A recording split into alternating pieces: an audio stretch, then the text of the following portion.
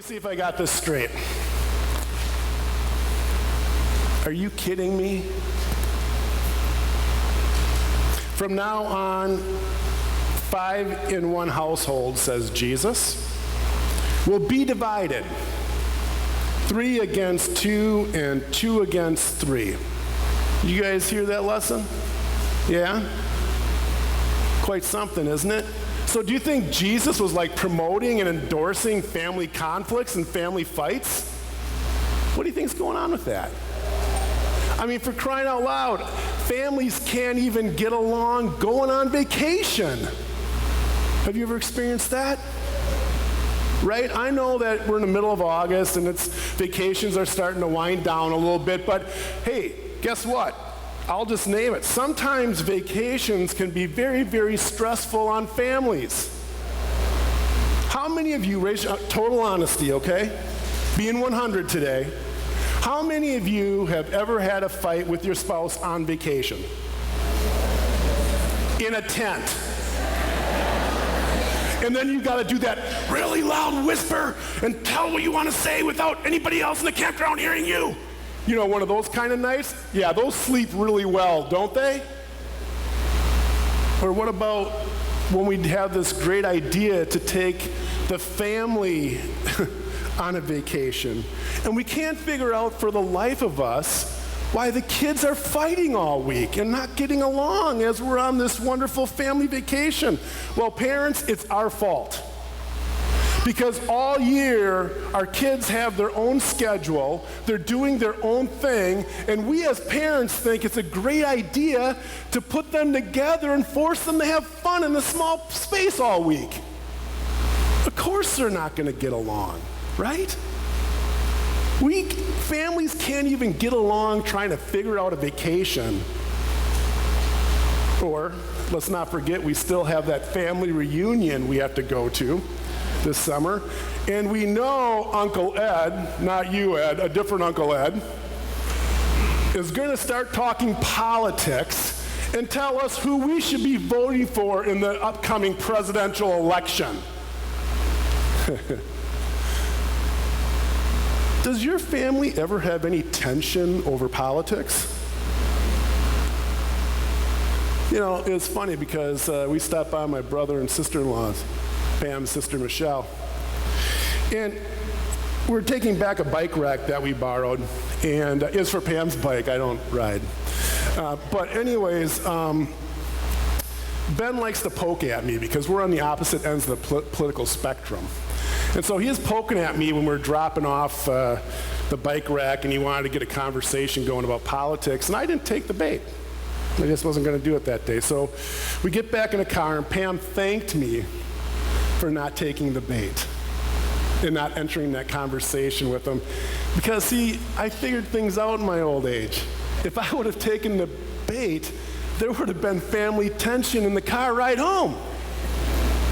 So whether it's vacations, whether it's politics, we can't even get along as families with that sometimes.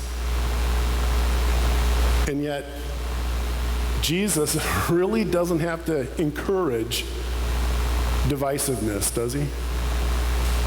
And so what do we do with this lesson? What do we do when Jesus says, from now on, 5 in one household will be divided, 3 against 2, 2 against 3, and they will be divided, father against son, and son against father, mother against daughter, and daughter against mother.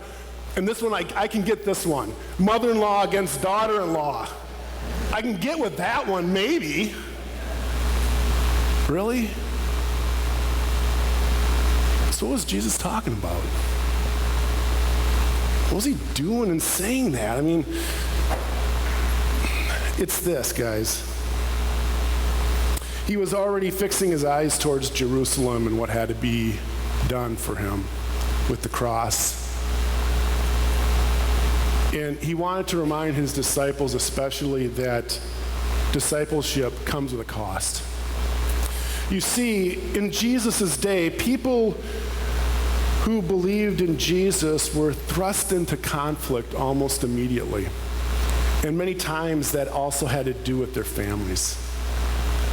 You see, in Jesus' day, when somebody was claiming Jesus to be the Messiah, that was being considered questioning the religious status quo.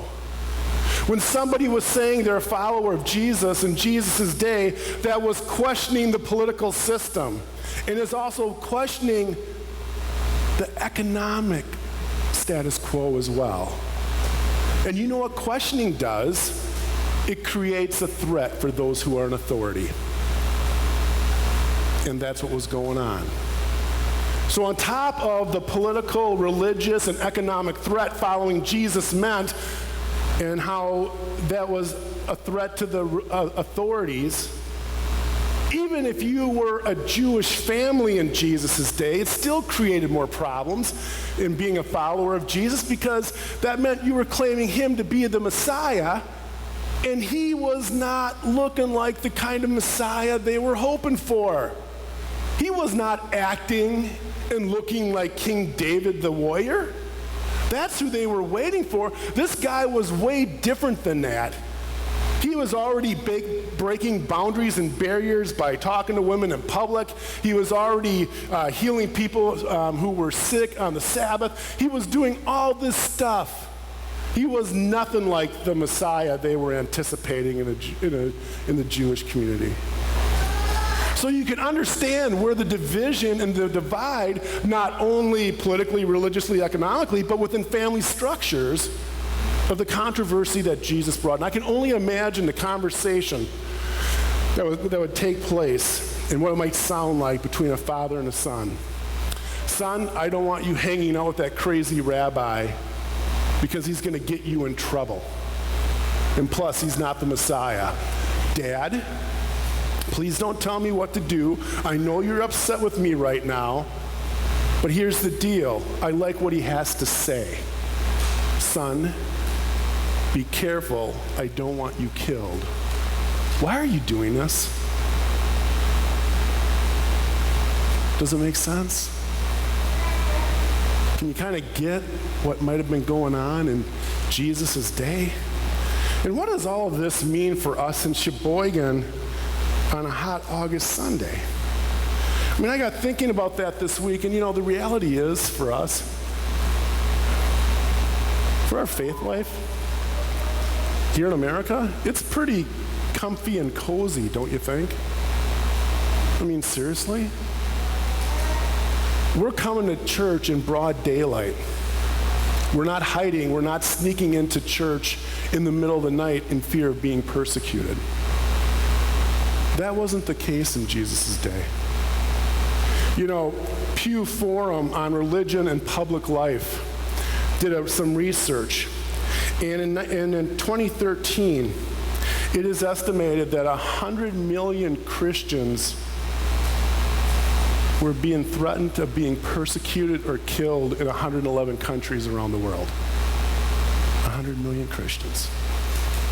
That's not our story, but it is a story of many people out there. And what about for our own community here? Our Burmese refugees from Myanmar and their presence here in our community of being Christians. From what I understand, back in Burma, most of the 55 million people are Buddhist. Some are Muslim, and some are Christian.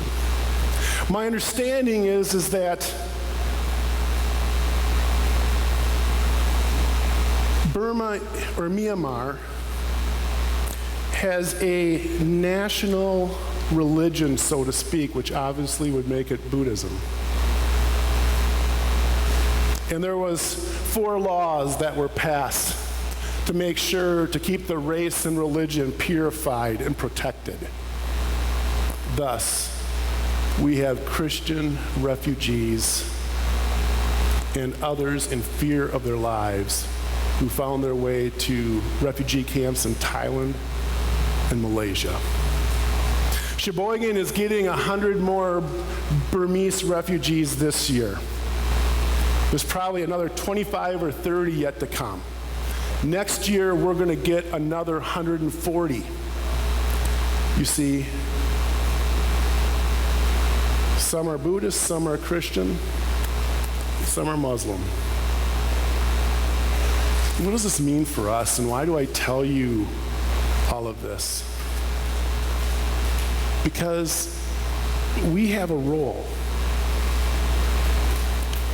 in God's family. And our role is this, that I want to encourage us this week and in the days and the months ahead to have the same courageous faith the prophets who went before us in history, like Jeremiah in our first lesson and the message he brought. I want to encourage us to have the courage and the faith of the disciples who followed Jesus, who were willing to risk everything, even their family, for the sake of the good news. I want us to have the courage and the faith of those brothers and sisters who sit in our midst, who come from a different land called Burma or Myanmar.